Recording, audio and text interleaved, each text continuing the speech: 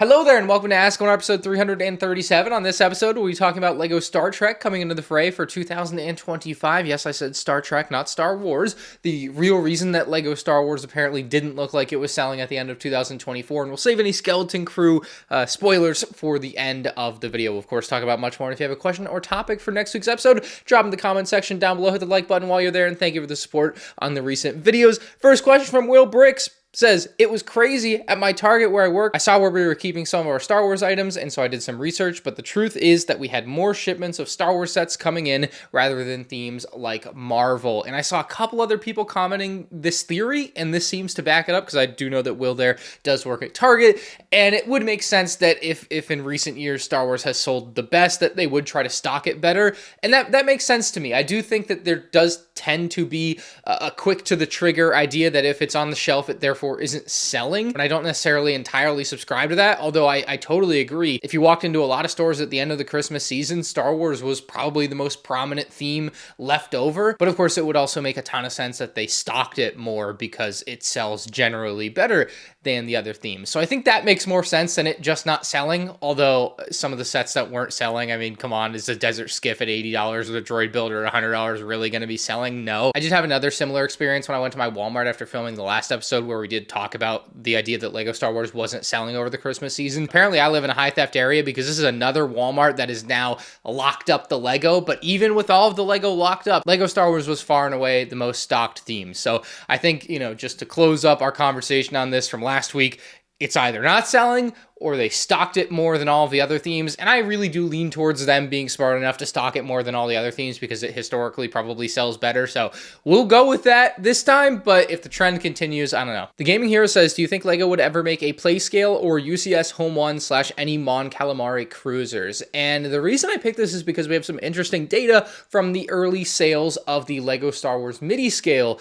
Home 1 Mon Calamari cruiser. Now, usually we are not privy to any numbers as far as sales go for LEGO sets. However, Amazon, if you might have noticed, I've kind of referenced this from time to time, posts their sales numbers for like the last month so you can kind of see what's popular. And so I'm recording this on January 6th, so we've only got a few days of sales numbers in as these sets only released on January 1st, but the Mon Calamari Cruiser on Amazon has sold 500 since its release. By comparison, the Acclimator has sold over 1,000. So the Home 1 with the data that we have is selling at half the rate of the Acclimator. And historically, anyone would say, the original trilogy always sells better than the prequel trilogy. And clearly in this case, that is not happening here. The Home 1 Mon Calamari Cruiser, for better or for worse, is a pretty ugly ship to most people. Most people don't. I like the set. I like the midi scale set. I think it's a fantastic build. I love it and I highly recommend it. However, clearly the sales numbers, at least within the first few days of its availability on Amazon, don't seem to reflect any widespread desire for that sort of thing. And I think if this trend continues for the sales numbers of the midi scale Home 1, then the chances of getting any larger scale version of the ship are slim to none. Frankly, I would have already said that they were slim to none because it's been 25 years and they had only ever made the one play set in 2009. I think a revisit to a set like they did for 2009 is far more likely than any type of bigger play set or UCS set that includes the exterior of the model, because I think most people's gripe with the set is that they just think it's ugly or it's a big gray turd or whatever people call sets they don't like. Tom Plays Pogo says, can I ask why LEGO is overpricing everything of late? And speaking of the overpriced sets, have you heard of the rumored UCS Death Star? My guy, you need to check out some other recent videos on my channel. I've talked at length about that Death Star, but I do find it interesting that people jump to the idea that the Death Star is going to be overpriced when we couldn't possibly know at this point whether or not the $1,000 Death Star is going to be worth the $1,000 or not. Now, it probably won't, but I don't feel like just because it's $1,000 inherently makes it overpriced. Is it expensive? Yes, but overpriced, that is definitely yet to be seen. Now, with these two sets here, I've got a really good example and a little something deeper to add to the why everything is overpriced conversation, more so than the because people keep buying it, because you keep buying it, and all this blaming that goes on the internet of like whose fault it is that it's overpriced. So more broadly first, over the last decade or so, I feel like a lot of the conversation that I've had with different people is just, it seems like it's hard for LEGO to keep up with demand, which means you should raise your prices because clearly everything is selling at the given price. So if you raise your price, the demand will go down a little. You can at least meet demand and you'll make either the same amount of money or more money, And to me, me, that just makes sense if you're Lego, that you would do that. Obviously, as a consumer and as a fan, I don't want things to be more expensive. I would like them to be cheaper because it's just better for most of us. So this is the 2021 tumbler. It was $40. It's $46.50 adjusted for inflation in today's money. Compare that to our $60 2025 tumbler that has effectively the same amount of pieces, but is clearly smaller. When you put these sets next to each other in person, it is clearly a smaller model. You are clearly getting less for your money. So it would stand to reason that the price between these two sets should have stayed the same, or you could make the argument that because the 2025 one comes with another figure, it should jump a little bit, maybe to $50. Again, this would be $46.50 in today's money, so you would think this would be $46.50, but it includes another figure, and people value that, and so maybe it should be $50. But $60 is insane. Looking at the Amazon data over the course of the last month, 500 of the 2021 set have sold at a price of somewhere near $95.95. They probably sold for something a little bit under that, but probably very likely more than the $60 that this new one costs. So if LEGO is seeing that there is demand for that old one coming up to $100 to the scale of 500 selling a month on Amazon alone, you could probably get $60 for one with a couple of nice new figures for 2025, right? And so I think that's another reason that you can see some of the prices increasing. It's not only that people were willing and able to pay $40 for this one when it came out. That's not the reason that this one is $60, in my opinion. I would imagine it's because people are also still crazily paying $70, $80, $90 for this one now. Which, I mean, we see happen all the time with LEGO Star Wars and that on the secondary market, but I think this is just a really good, super recent example. Malcolm says, with the rumors of Blue Bricks not getting their license renewed for Star Trek, reviewers are jumping on the LEGO is going to do Star Trek bandwagon. I think it's all just clickbait, as Star Trek isn't exactly what LEGO would do due to its militaristic leanings. What is your take on it? So it doesn't seem to me that the information out there about LEGO Star Trek coming out in 2025 is simply just clickbait. From what I can tell, it does come from some legitimate sources in that set number 103 356 is going to be the Enterprise from Star Trek with 3,600 pieces and releasing on Black Friday. There's even a pretty full minifig list here. I'll just put the screenshot on screen because I don't know these characters and I'll butcher their names. But the point is, whether or not there are militaristic leanings that you think LEGO wouldn't do, it seems like LEGO is going to do that. Now, from what I know, the rule that LEGO has really is modern military, so anything that falls outside of that would be fair game, I believe. But I think LEGO Star Trek is happening in 2025, and it's pretty insane because I just frankly thought it would never happen. I do think that it's going to be a pretty cool set. Like, I'm not excited for it, really. I don't really care about Star Trek, but I think that because it's going to be 3,600 pieces and apparently have a pretty good lineup of figures, that it's going to be pretty exciting. And I expect all of those to be exclusive to the set because I don't think that this will become a full lineup of LEGO Star Trek. And that kind of ties into our next question from Tom. He says, why do you think LEGO keeps releasing sets as icon series instead of a full new line? So the rumor is that this Star Trek set will be an icons set, not a new theme for Star Trek. I want to say the Black Pearl was also rumored to be an icon set. LEGO Transformers is under icons. LEGO Lord of the Rings is currently under icons. And basically the reason that LEGO isn't releasing full themes on everything is because I don't believe they have the bandwidth to do it. Basically, if you go into a LEGO store now, all of the shelves are so stocked full. They don't have room for another full theme to just pop up without getting rid of one. Or if you want Lord of the Rings and Star Trek and Pirates of the Caribbean and Indiana Jones to all be full themes right now, well, you got to get rid of 4 other themes. You know, like, the room just doesn't come out of nowhere.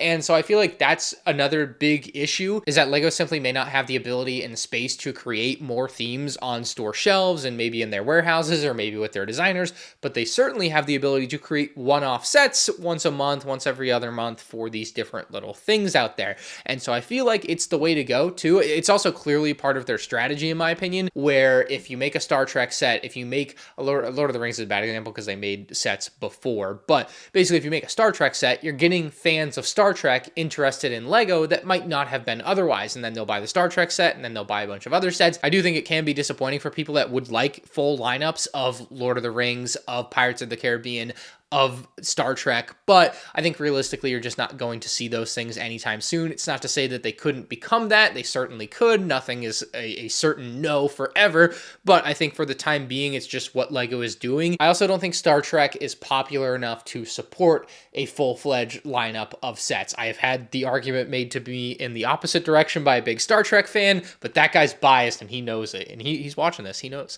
Anyway, next question from Rex says, what lighting tools do you recommend? I'm fairly new to LEGO YouTube and would love my favorite YouTubers' advice. So I simply use... I have these Elgato key lights. This is the small one. I think it's like $100, and this will probably do pretty well for you because it comes with the stand and everything. I would at the very least want to get 2 of something like that, and you can change the color temperature of the light to match the color temperature of your room if you have to. I've also got a couple of the bigger Elgato key lights that I'll show here, and they have also been phenomenal for me, and so I would highly recommend those as a good lighting solution. They're also small. They don't take up a lot of space, and yeah, I think that's also important. Now, if you're on a more constricted budget, what I did for years at Target and Walmart, they sell like little lamps. I just bought a couple of lamps and I put paper on them to diffuse the light because you don't want to have the harsh light. So I literally just taped a piece of printer paper over them to diffuse the light so that it looked a little bit better. It doesn't make the light look better in your room, but that's not necessarily what you're going for there. You're looking for the best results for your video. So I think that's the best cheap way to do it. But if you got a little more money, the Elgato key lights have been just simply fantastic for me. And I don't know how long these will last. I mean, they seem to be working just fine. I've had them for a few years, I think. So hopefully that'll get you going there. But next up from George, he says, how come we never got any sets for the Acolyte? And I want to say there was one Star Wars show from Disney Plus that didn't get renewed, that got canceled. And I'm trying to, I think it was the Acolyte. Interesting. So I think that should answer it for you. Jobby says, I've been watching your channel for years, loving the series, but I rarely see anyone ask you more personal LEGO questions, IMO. What was your favorite LEGO moment of 2024? Could be related to your channel, or if it was a set released, a moment at a store, or whatever. I've got 3 moments that stand out to me as highlights from 2024. A couple of them have a bad side to them, and we'll get to that. You know, it's just unfortunately the way I think, but at the time, they were highlights. So the first one was getting to review the Jedi Bob Starfighter before the LEGO Ambassador Network. I was not the first review. I think that was Mr. Runset, but still, before the LEGO Ambassador Network is what we're shooting for as much as possible, because it, you know, I have some very strong feelings about the way they treated me, and you know, I just feel like it's wrong what they do and what they did. So it is what it is there. But yeah, Jedi Bob Starfighter was a set that meant a lot to me, and I, honestly, like, without the fan that got me the set was Connor. Like, without him, obviously it wouldn't happen. So like, shout out to Connor. But that was just absolutely insane. That was a real fun time. I remember he told me where he got the set, and I was like looking up flights to figure out how to go buy it like that night. Didn't end up having to do a lot of that troublesome work because I had another friend that went to the store that he got him at, and Jedi Bob Starfighter had already sold out at that point, so it wouldn't have been worth going and flying out to get it. But getting that review out and just the hype around the release of that review it's, you know, when the 5 Wars Battle Pack, kind of the same thing. Like, just every once in a while you get to release a video that you're excited to release and people are excited for you to release, and it's just a good combo. You know, that's what every YouTuber wants. Jedi Bob Starfighter? I knew this box was holy!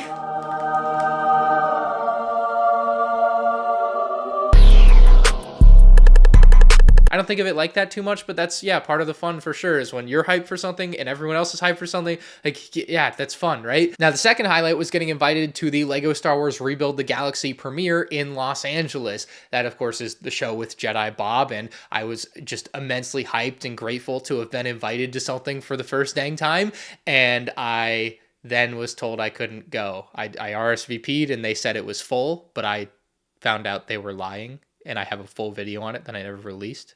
And we will maybe never release that, but we'll see. But hopefully that little insight there tells you why I'm so jaded towards the LEGO company and why I feel like they've treated me like crap, man. I was literally going to drive across the whole country to go to the premiere of their little show, and now I've never watched it, and it just, yeah, it's really, really sad. Like, that's how you take a highlight. If you're LEGO, you take an absolute highlight for someone like me and a community member, and you just absolutely tarnish it and make me hate you and what you did. Like, I just don't understand why you do things like that. You know what I mean? So there's that. But it was a highlight when I got invited. That's why it's a highlight, right? Not the low light that came after. The other highlight, the final highlight of the year for me, and frankly kind of trumps everything, because it was a tough time. Like when I got invited and uninvited to the Rebuild the Galaxy premiere, all of this was going on in the background. I never really talked about it, and I still don't really want to go too deep into it. There was a point in time in this year where I lost monetization for a month. That was not a fun month. But you know what the highlight was? I got my monetization back. That's the highlight, okay? So the bad part was I didn't make money for a month on YouTube. The good part was I started making money again. And yeah, that was not a fun month, but huge, like, forever grateful to Turkey Tom and the gamer from Mars, who I didn't know the gamer from Mars prior to this, but I knew Turkey Tom, and he got me in touch with the gamer from Mars who helped sort a lot of this out, and we were able to solve the issue. That was not a fun month. I mean, I've had other times, like LEGO deleted my YouTube channel in 2015, and I think when that happened, I was probably going to quit if I didn't get it back, because this was August of 2015. I was a junior in high school, doing it for fun, making $100 a month. It was not my job, you know, by any stretch of the imagination. It was not a career. It was not something I viewed as potentially being a career someday. Being a full-time YouTuber to me at the time was for a very select few people that were way out of my league. But basically in 2015, LEGO copyright striked a few of my videos just talking about some of their new stuff, being excited for it as a fan does, and my channel was of course deleted. And it took me 30 days to get it back, and that sucked too. I don't know which was worse, honestly, losing your whole channel or only losing monetization. I guess it has to be losing your whole channel, but in the context of like how life is different between then and now, yeah. So those are some of the highlights coupled with lowlights from 2025. And in a lot of ways, to feel the highs of some of the highs that you feel in life, you got to feel some of the absolute lowest of the lows. So it kind of is funny that some of them go hand in hand, and it just sucks that it is that way. I remember the day I got monetization back, Ant Bandit was actually over visiting my house, and I was showing him my loft area, and I remember I was like, oh yeah, let me show you my gaming setup or something, and I pull up my computer, and you know, I was aware that maybe my monetization would be fixed at this time, or that it might not, basically. It was like a 50-50, you know? And so I go on my computer and I pull up my YouTube dashboard just to see, because I had to know, and I had made like $1, and I had never been happier in my life to make $1. And the one thing I'll really never forget that day is taking a night drive after it was all said and done, finally got it back, and I was listening to Royal Otis Linger, the Cranberries cover, just all of the emotions, because I was basically ready to start a new channel and have to move everything over there, move all of my reviews over, just all, you know, a decade plus of hard work basically gone, and just to not have to do that, man, it was that was a moment in time. There may have been some tears shed. I was very, very joyful and grateful in that moment. And it definitely changed the way that I look at my YouTube channel. It's as close as I ever hope to get to a near-death experience. So yeah, I don't know. I didn't expect to go this deep or this long on that topic, but now you know. Nosk VR says, when do you think the next set with a General Grievous minifig would come out? And I was really hoping it would be 2025. It seems to me like it might be something you might have to wait until 2034 for the 25th anniversary of Revenge of the Sith. I don't think another Grievous Starfighter would be it. At least I hope not, because I just want to see something a little bit more fresh. I would like the wheel bike. I would like the Boga. So I'm hoping that's what it will end up being. And I think at the latest, it would be 2030. Let's put it that way. It could happen any year between now and then, but I think at the latest it'd be 2030. Patrick says, are you going to do the worst to first video of LEGO Star Wars sets for 2024? Those are my favorites. Yes, I've got so many comments asking me where this video is, and frankly, I just kept putting it off, and you know, here we are in January 6th, 7th now, and I still haven't done it, but it'll be done soon because I need to do it soon and have it done. And yeah, the other issue is I had a lot of trouble deciding how to order the sets, and I'm still not done putting the sets in order. I keep looking at it and not being sure how to work certain aspects into it. I think I've started to think too deeply about it. Like with past videos, I, you know, maybe sometimes just like throw them in there and be like, okay, this is good, and not think too deep. Now I'm really getting philosophical with it. Zachwa says, does it bother you that a lot of people in the LEGO Star Wars community blame you for not liking the clones? Like when someone says it in a video that they don't like clone troopers, all of the comments blame you for it. The clones just suck and people don't want to believe it. It doesn't bother me that people say that. I'm glad that they are giving me some free advertising, I guess.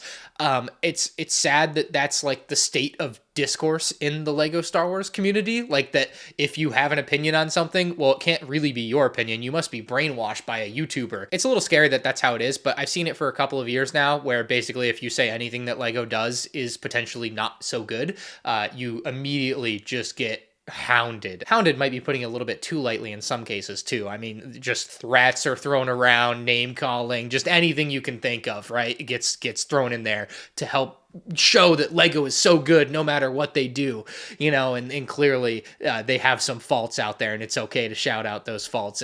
And frankly, anyone saying that things are bad, they just want things to be better. like ultimately it only positively affects, you know, the product. Hopefully that's the idea. But it's kind of same old there. LEGO makes a bad clone trooper. I and others say it's a bad clone trooper. People defend it and call you names because it's a bad clone trooper, but they don't want to live in that reality, I guess.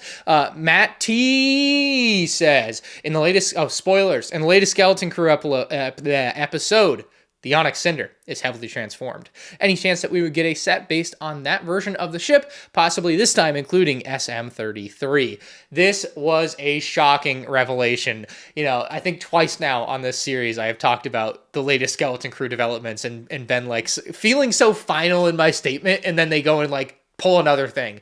And so in this case, of course, in the Skeleton Crew, I think it was episode 5 or 6, the entire ship basically sheds its skin and it becomes a very sleek, I don't know, I'm from memory, you know, watched it a week ago. To me, it looked like a combination of a Sith Infiltrator and a little bit of a U-Wing from the back. When it was flying away, I thought U-Wing, but yeah, Sith Infiltrator, U-Wing kind of ship, very clean looking, much cleaner obviously than the pirate exterior that it had before, and it's pretty cool that they did that. Now, I thought they were DOA. I thought there was no way they were escaping that situation, so it's kind of wild that that big red button turned out to be such a great save for them. But I would say if there's going to be a second season of Skeleton Crew, which I certainly hope there will be, and this ship, of course, would continue to be the mainstay ship for the crew, that it would make a ton of sense that they would go ahead and release that. Now, I would not expect that to release this year in 2025. It would very likely be like a summer 2026 set. So basically you're giving the original Onyx Cinder 2 years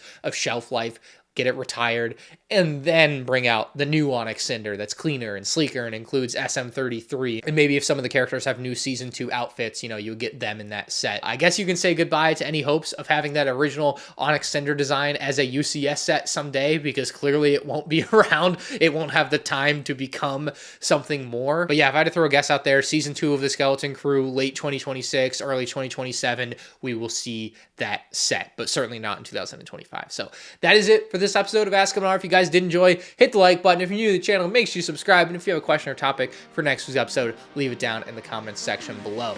See ya.